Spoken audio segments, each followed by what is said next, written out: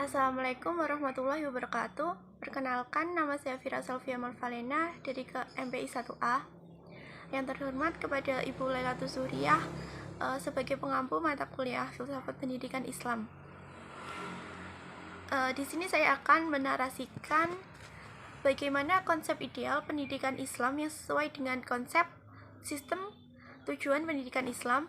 Menganalisislah kondisi terkini perkembangan pendidikan Islam di dunia dan analisislah penyebab kurang majunya pendidikan Islam dari berbagai perspektif jika dibandingkan dengan dunia pendidikan Barat. Serta berikanlah sumbang asi atau tawaran solutif pemikiran kalian. Konsep ideal pendidikan Islam yang sesuai dengan konsep sistem dan tujuan pendidikan Islam. Yang pertama adalah konsep pendidikan Islam. Setiap pendidikan hampir semuanya memiliki tujuan yang sama. Namun, setiap konsep pendidikan yang ditawarkan tentu saja berbeda. Perbedaannya terletak pada orientasi praktisnya. Artinya, pendidikan yang diarahkan untuk menghasilkan tenaga kerja, tentu saja konsepnya berbeda dengan pendidikan yang memiliki orientasi penanaman sikap dan intelektual dengan berasaskan pada nilai-nilai agama. Dengan demikian, sudah semestinya konsep pendidikan dirancang dengan menggunakan kurikulum yang mampu meningkatkan peserta didiknya kepada ketakwaan untuk meningkatkan ketakwaan kepada Allah.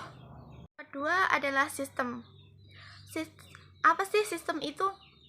Sistem adalah suatu unit yang terdiri dari beberapa subunit dan masing-masing subunit tersebut saling mendukung dan saling mempengaruhi satu sama lain. Dan sistem pendidikan Islam adalah keseluruhan dari bagian-bagian yang saling bekerja sama atau unsur-unsur yang disusun secara teratur dan saling berkaitan dalam rangka membentuk manusia yang berkepribadian muslim berdasarkan nilai-nilai ajaran Islam yang berdasarkan kepada Al-Quran dan As-Sunnah. Yang ketiga adalah tujuan pendidikan Islam.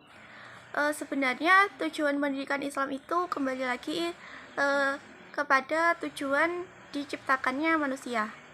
Tujuan diciptakan manusia kan ada dua, yaitu sebagai hamba dan sebagai khalifah di muka bumi ini.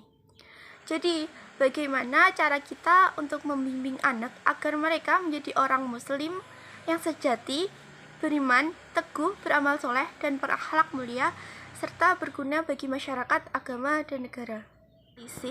Kondisi perkembangan pendidikan Islam di dunia, saya memperoleh bahwa pendidikan Islam tidak hanya berkembang dengan baik di Indonesia, tetapi di beberapa negara lain pendidikan Islam ternyata juga tumbuh dengan baik. Salah satunya adalah pendidikan Islam At-Tarbiyah Al-Islamiyah telah berkembang dalam jenis dan ragam yang dapat dikategorikan dalam dua kelompok besar. Yang pertama, pendidikan Islam sebagai lembaga atau program, dan yang kedua adalah pendidikan Islam spirit atau nilai-nilai yang melekat pada aktivitas pendidikan dan pembelajaran. Dalam pengertian ini, seluruh sistem pendidikan yang dikembangkan dari dan dijiwai oleh ajaran atau nilai-nilai Islam dapat dimaknai sebagai pendidikan Islam. Yang kedua adalah pendidikan Islam di Barbados. The Islamic Academy of Barbados dibangun pada tahun 1998 di bawah pelindungan Syekh Muhammad Salim Dorat Hafizullah. Lembaga ini bertujuan untuk meningkatkan pemahaman akan Islam di kalangan anak muda, dewasa, baik muslim maupun non-muslim. Akademi ini mendistribusikan beragam pamflet berisi beragam aspek dalam Islam, termasuk membahas isu-isu kontemporer yang dihadapi umat Islam saat ini. Lembaga ini juga menerbitkan jurnal 4 bulanan berjudul Sa'watu Sahil, siaran pengajian akhir pekan, dan program bulanan untuk anak-anak berusia 10 tahun ke atas.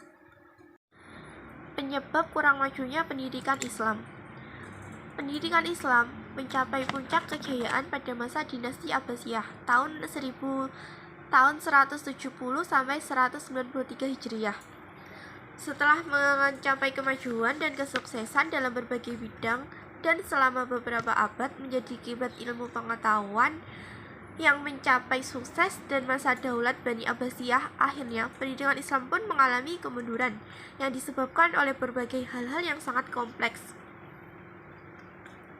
Faktor-faktor penyebab kemunduran. Di antara faktor yang menjadi penyebab terjadinya kemunduran peradaban Islam yaitu tidak jelasnya sistem peralihan kekuasaan yang menyebabkan munculnya perebutan kekuasaan di antara ahli waris, lemahnya figur dan karismatik yang dimiliki khalifah, khususnya setelah Khalifah Al-Hakam II. Khalifah hanyalah sebagai simbol saja, sedang pelaksanaan pemerintahnya dijalankan oleh wazir. Perselisihan di antara umat Islam itu sendiri yang menyebabkan perbedaan kepentingan atau karena perbedaan suku dan kelompok yang merupakan peluang bagi pihak Kristen untuk memecah belah Islam.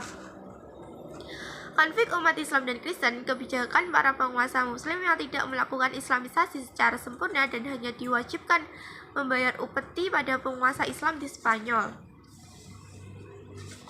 Munculnya muluk atau waif, kerajaan-kerajaan kecil yang masing-masing saling berebut kekuasaan. Dengan runtuhnya kekuasaan Islam di Baghdad, di Cordova, maka kemunduran pendidikan dan kebudayaan Islam dan kehancuran total yang dihadapi kota-kota pendidikan dan kebudayaan Islam yang mengakibatkan runtuhnya sendi-sendi pendidikan Islam dan melemahnya pemikiran yang disebabkan antara lain berlebihnya filsafat Islam yang bersifat sufistik. Kehidupan sufi berkembang dengan cepat. Keadaan umat yang frustasi menyebabkan kembali pada Tuhan dalam arti bersatu dengan Tuhan, sebagaimana diajarkan oleh para sufi. Di setiap madrasah mengajarkan tentang ajaran-ajaran tasawuf, sehingga di dalam madrasah hanya ada ilmu-ilmu agama, sedangkan ilmu-ilmu lainnya tidak termasuk dalam pengajaran. 2. Sedikitnya kurikulum Islam. Pada madrasah-madrasah, pengajaran umumnya terbatas pada ilmu-ilmu keagamaan saja, seperti ilmu-ilmu yang murni yaitu tafsir, hadis, fikih, dan ushul fikih, ilmu kalam, dan teologi Islam. Sudah mulai tertinggal karena penyempitan kurikulum pada masa itu. Pada beberapa madrasah tertentu, ilmu kalam ditampung, yang lebih difokuskan kepada ilmu yang bertujuan untuk mendekatkan diri kepada Tuhan. Dan juga materi yang ada banyak, sedangkan waktu yang diberikan untuk mempelajarinya hanya sedikit, sehingga para pelajar tidak terlalu memahami suatu ilmu. Yang ketiga adalah tertutupnya pintu ijtihad. Dengan dikuranginya kebebasan berdebat dan memikirkan sesuatu dengan akal, maka banyak para ahli tersebut yang mengutip ijtihad para ahli sebelumnya tanpa menemukan pemikiran terbaru tentang hal-hal permasalahan yang sedang berkembang dari hasil pemikiran mereka, sehingga timbul pernyataan yang mengatakan bahwa pintu ijtihad telah tertutup. Melihat hal itu, maka jelaslah Islam mengalami masa kemunduran, terutama dalam bidang pendidikan.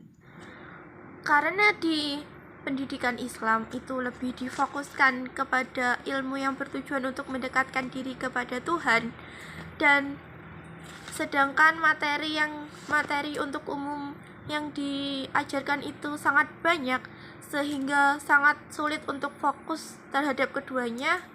Maka solusi dari saya adalah seharusnya peserta didik itu seorang siswa harus mampu menguasai keduanya, yaitu ilmu agama dan ilmu umum. Tidak hanya selalu berfokus pada ilmu agama saja dan nanti akan ketinggalan pelajaran-pelajaran umum. Padahal keduanya itu sangatlah penting. Iya, kita mengejar akhirat, dunia akan dapat.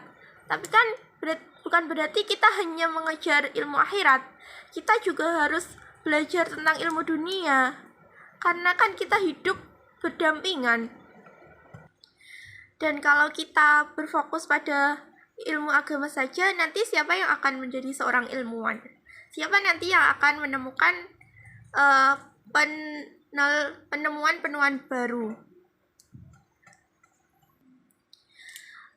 Kan penyebab kurang majunya pendidikan Islam kan dikarenakan pendidikan Islam terlalu fokus pada agama saja. Padahal ilmu umum itu sangat penting. Dan hal itu menuntut kita untuk bisa menguasai keduanya. Tapi kan tidak semua orang bisa menguasai semuanya. Kadang kita hanya bisa menguasai satu mata pelajaran. Tidak mengapa. Justru itu kita harus menekuninya lebih dalam, mempelajarinya.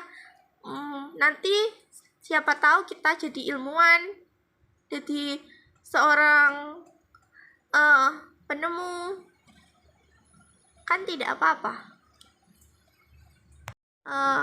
Narasi dari saya, kurang lebihnya saya mohon maaf. Wabillahi muwaffiq ila aqwamit thoriq. Wassalamualaikum warahmatullahi wabarakatuh.